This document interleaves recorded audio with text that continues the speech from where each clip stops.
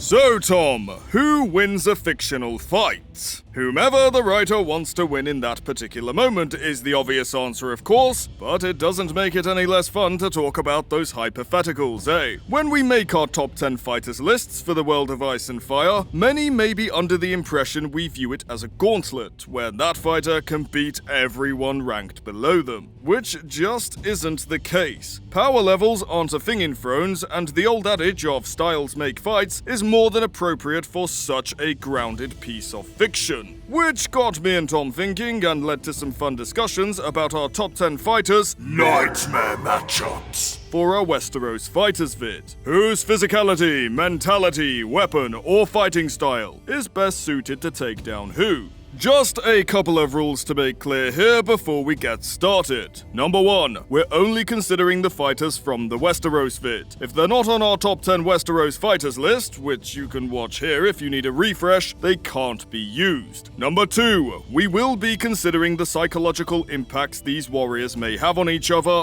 where we feel it's appropriate, as what you think of your opposition could definitely factor into how you approach them. So the reputation and fame of the more deadly warriors is actually a bit of a double-edged sword. It can, of course, be highly intimidating, but also provoke a more effort-fueled or more carefully considered performance from their opposition. Number 3, everyone's taking their signature weapon, apart from Oberyn, whose shtick seems to be that he doesn't really have one, and everyone gets prep and told beforehand who they are facing. But we're not allowing any other equipment swapping or pre-fight jiggery-pokery, just because otherwise the vid becomes impossible to quantify. Anyone can take anyone if they bring the gun to a sword fight like Oberyn does. The same goes for Bobby's gigantic hammer. With his size and strength, it might be the most effective weapon against everyone in plate armor, but opponents of this caliber will know this, and when combined with Robert's fame, will ensure his opponents give nothing less than desperation-fueled maximum effort against the Demon of the Trident, also making him not always the optimal choice. And lastly, we've tried to limit ourselves to using each fighter only once, to make it a bit more interesting. Unfortunately though, one character has been a total dickbag by being near untouchable to all but a choice few, and has forced us to make an exception just for them, because they had to be a special snowflake and demand favoritism. But other than that, we have stuck with the rule. And now a quick word from our sponsor. Yes, someone actually thought our nerdy ramblings were worth sponsoring. We're just as shocked as you are, believe me. If there's one thing we've learned from running this channel, it's this: the internet is dark and full of terrors. But instead of ancient ice demons, it's big corporations and data thieves trying to steal your info. That's why we use private internet access. It's like having the Wall, Azor Ahai, and Lightbringer all in one neat, easy-to-use little package. Whenever you're online, you're at risk, but private internet access helps protect you by hiding your IP with world-class server infrastructure that shields your data from those sneaky little birds. They don't log or store your information, and their no-logs policy has been proven in court and through a third-party Deloitte audit. No misinterpreted prophecies here, just transparency. Plus, private internet access lets you go beyond your realm and access content from around the world on major streaming services, like Netflix. For example, in Canada, Tom can't access Rick and Morty, but by clicking a UK server in the app, he can now access the UK Netflix library that has Rick and Morty, allowing you even more bang for your buck.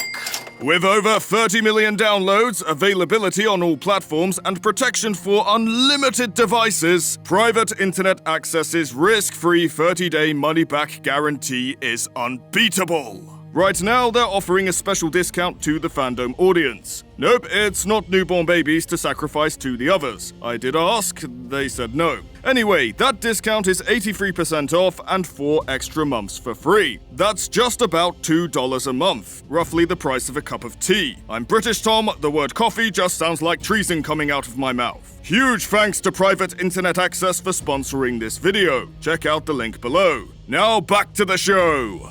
So at number 10, we had the Mountain. Who is the worst nightmare for this 8 feet tall, monstrous piece of human garbage? Our money is on Robert Bobby B. Baratheon. He's the only fighter bringing the tools that can just straight up ignore the mountain's blueprint that smaller fighters and those with swords will have to follow. The other fighters have to stay highly mobile, wear the mountain's stamina down, and then try to get the point of their sword somewhere vital or highly debilitating before even thinking about a kill shot. It's a very hard thing to pull off, even if you're an amazing warrior, and requires basically a perfect fight, even for warriors like Jaime, Barristan, and Dane. Whereas Bobby can basically just go Hammer smash! while his plate armor protects him from Greg's sword. Along with Greatjon and Sandor, Robert, thanks to the maths involved with swinging that ridiculously unrealistically heavy warhammer, is also strong enough not to get ripped in half or manhandled if it gets to grappling, which is often what plate armored fights devolve into, allowing Robert to fight Clegane at ranges that are usually unthinkable for his opponents. This might even push the mountain further onto his back foot, as he'll not be all that accustomed to his unstoppable force being met by an immovable object. Especially when that immovable object is relentlessly bashing him with 20 to 30 pounds of top-heavy steel. Fuck you, Gregor! No mountain can weather the storm of the demon of the Trident. Ours is the fury.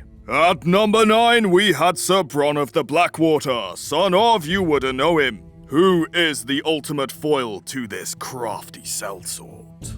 Initially, I fought Oberyn, but then I considered the Viper's famous reputation. Bronn is cunning and savvy, and if he knows that's who he's up against, and he's got no choice but to fight, he's going into that fight with as much dirt up his sleeves as humanly possible, and is going to be massively on guard for Oberyn's tricks. For Bronn's nightmare matchup, I personally think it's Brienne. Brienne isn't a famously formidable warrior yet in the story, and does try her best to hold to chivalric ideals and fight like a true knight where she can, and I think this will lull Bronn into a false sense of security, thinking he can take advantage of Brienne's honorable and knightly nature. However, like Gregor, Brienne has some serious warrior's grit, and isn't above getting animalistically savage if she feels the tide turning. I think Bronn would try to pull something crafty and underhanded, but then the sudden enraged tackle and relentless attempt to beat him to death with nothing but her bare hands would utterly blindside our favorite sellsword and lead to his demise. Don't worry though, Bronn, you will be avenged because it's your nightmare matchup's turn next.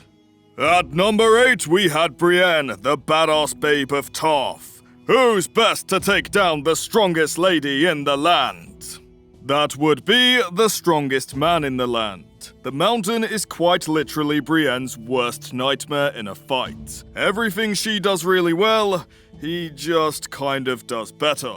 From physical strength down to their warrior's grit, Greg's just better at it. Brienne loves to leverage her strength by getting in close and grappling. But unless your name rhymes with Candor Clegane, you ain't gone Gumba, or Bobbert Rarathian, it's quite literally suicide to try that with the mountain. And before the inevitable, "You sexist pig," comments come out of the woodworks, it's not because Brienne is a woman and Gregor is a man, it's because Gregor is 8 feet fucking tall and 400 pounds of pure fucking muscle. Of course, he's fucking stronger. It's just common sense and doesn't make Brienne any less badass. Oh, even with that perfectly reasonable explanation, my green sight tells me those comments are already being typed, Tom. Oh, we've made our case anyway, let's just move on. Number 7 was our favorite book-only rose, and that's Garland Tyrell. Who's got the sharpest shears to prune this flower? I believe the optimum choice to beat Garland is likely to be Bronn. Whoa, whoa, whoa!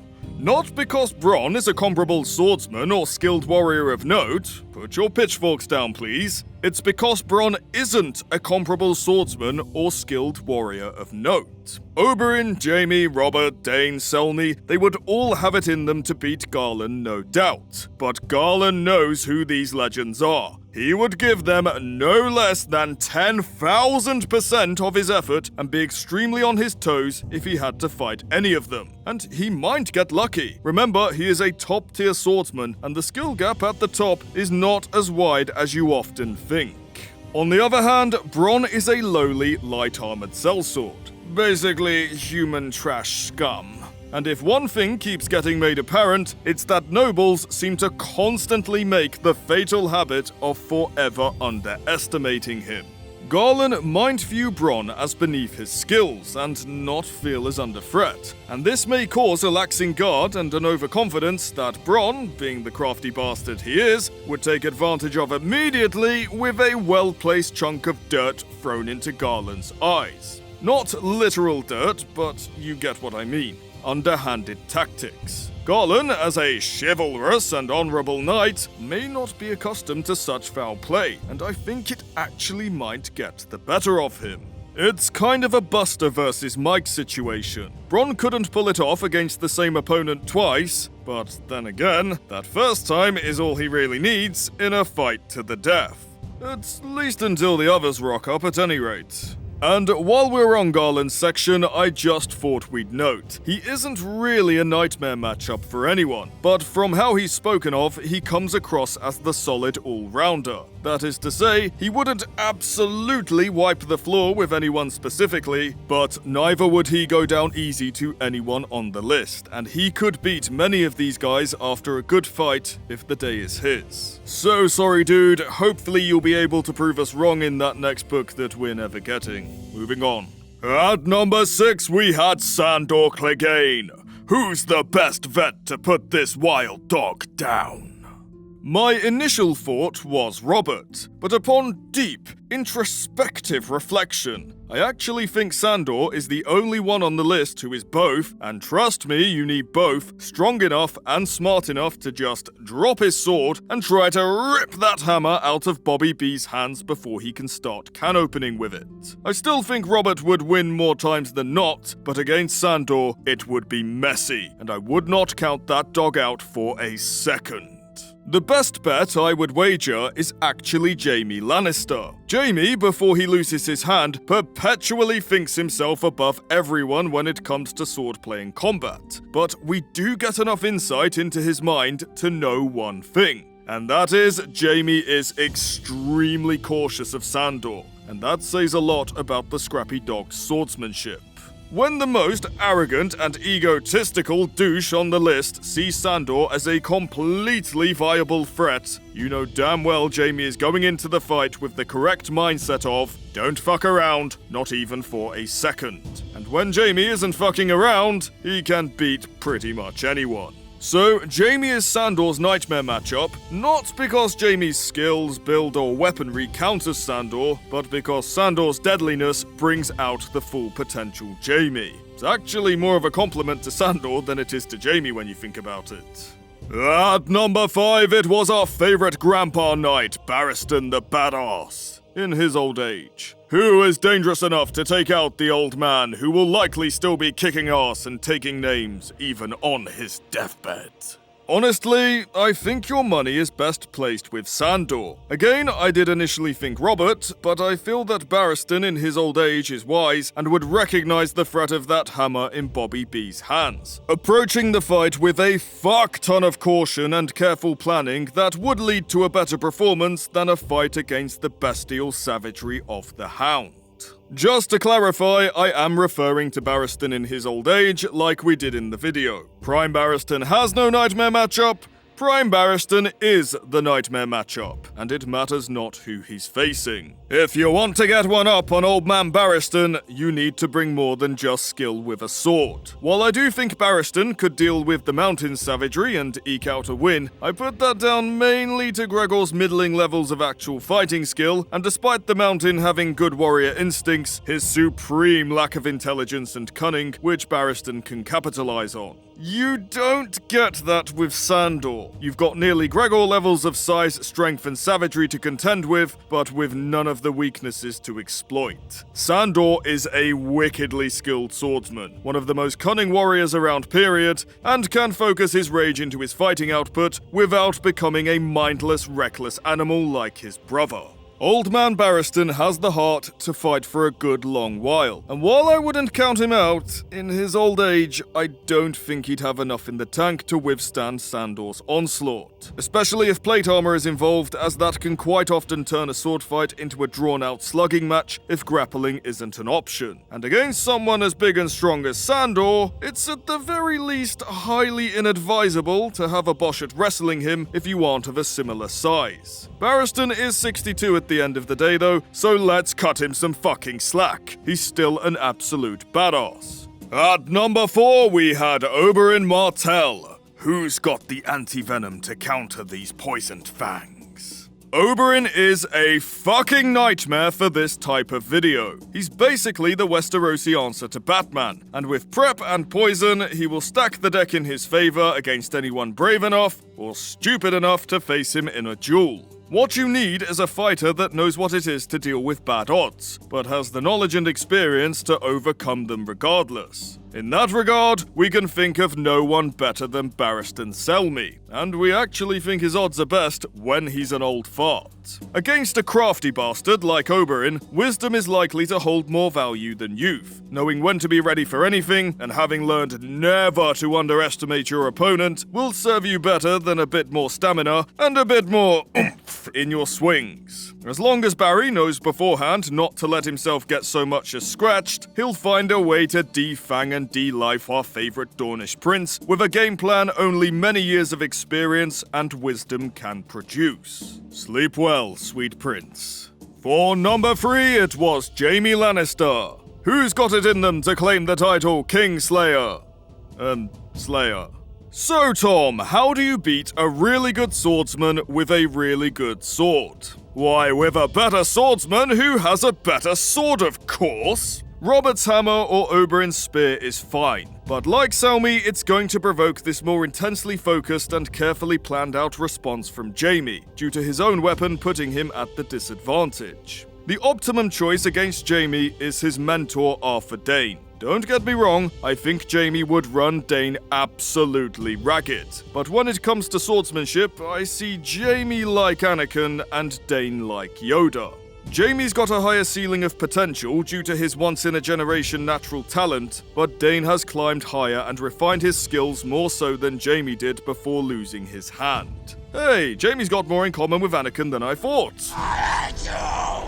Where Dayne really gets Jaime, though, is the psychology of a fight between them. We could make a joke about how much Jaime, yes, Daddy Dayne, simps for the Sword of the Morning, and would much rather play with a different sword of Arthur's, but there is some tangible impact that results from this hero worship. Jaime absolutely idolized Dayne as the greatest knight to have ever lived, and as such, it would likely cause Jaime to both hesitate and feel extremely intimidated by his mentor. Enough so that Dayne, with his comparable level of skill, could use it to dictate the ebb and flow of the fight, and this is before even factoring in the edge Dawn would give him. Jaime, in fairness, does have it in him to beat his teacher, but he'd have to overcome himself first. Let's move on to... oh, it's you. At number 2, we placed Sir Arthur Dayne. Who's got what it takes to press the snooze button on the Sword of the Morning? Now this is the bellend who forced us to break our only using fighters once rule. This is less a case of nightmare matchup, and more a case of the only matchups. The only 2 fighters you could rely on beating Dayne with anything resembling consistency is Robert Baratheon and Oberyn Martell. You just cannot take a sword against this guy unless you're Barristan, Jaime, or maybe the Hound if he's feeling fresh and Dayne's feeling a little not with it. It's honestly suicide. And that's before factoring in that magic sword of his, which supposedly puts him above even our main man Barristan. Poison and an unconventional weapon knights aren't used to facing is a great equalizer for the Red Viper, and of course hammer beats sword with a strong degree of consistency when armor is involved. It also doesn't hurt if you're godly levels of skilled with that particular weapon, 6'6", and built like frigging Heracles, which gives Bobby better odds than anyone else on the list. But Dayne is basically Jaime without the arrogance and Barristan without the old age. you just can't toe-to-toe on his terms. And if his skills do match his reputation, even the two who we think can beat him need to be extremely fucking careful. Also, for those wondering, this is basically the case for a Prime Barristan. No one has surefire odds against these two. And we've made it to our number 1 pick of our top 10 Westerosi warriors list, and it's a young Robert Baratheon. Who can exercise the demon of the trident? Who can rip the antlers from the stag of the Stormlands? Who can dethrone the Oberyn? I'm not dicking around here. It's Oberyn by about 1,000,000 miles. You do not want to be taking a sword against this guy if you're both clad in plate armor. You will 9 times out of 10 come off worse in the trade-off. This idea that some of our slightly more hostile commenters have of Dane, Jaime and Barristan having the superhuman agility to dodge every single blow from that warhammer is absolute nonsense. Well, maybe that's a bit harsh and it's not quite that simple, but it is nonsense if it's their intention to engage him within the reach of their swords at the very least. Slower than a sword doesn't mean slow outright, and while I will not recommend that you try it at home, maybe watch some real-life videos of plate-armored fights involving warhammers and see how easy they are to dodge. Which is to say, not remotely. But I digress. What makes the Red Viper the true nightmare matchup for Robert is the demon's proclivity for taking non-fatal wounds in battle and fighting on, and the Viper's intelligence and cunning to make use of that. Look, we get it. Bobby is a big tough guy. It doesn't faze him to take a little wound if it gets him close or facilitates him striking that killing blow. He's a man's man. He can cope with a couple of minor scratches. Only against Oberyn, you can't even afford to take one. You can't even afford for his weapon to nick your skin. All Oberyn need do is pick a weapon with tons of reach, poke, prod and taunt the demon from a position of safety, which should hopefully get the stag riled up good and proper, catch Robert's skin when the demon exposes a normally inconsequential opening, and then just keep his distance and hold out until the poison takes care of business. Which won't take long, especially if he's using standard manticore venom and not that torture brand concoction he made for Gregor. And down would go our beloved king. Ours is the fury. Ours is the fury. Ours is the fury. Over on Patreon, you can find a borderless and slightly extended version of this video. I wish to emphasize the word slightly though, don't expect doubled length, where we discuss our thoughts on Robert Baratheon versus Arthur Dayne, Jaime Lannister, and Barristan Selmy.